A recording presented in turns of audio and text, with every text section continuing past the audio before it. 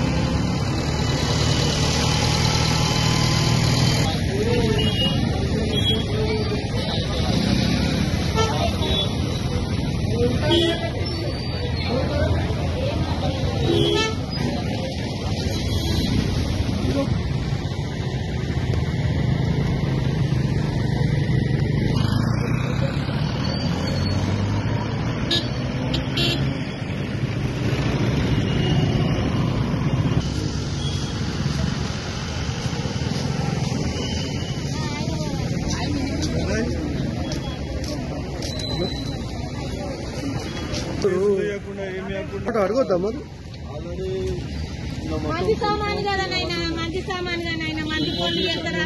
వాళ్ళకి ఇల్లు కూడా లేదు, కిరాయికే ఉన్నారు. రోడ్డు మీద పడేసి వాళ్ళకి ఎంత పుణ్యాలు ఉంటారే.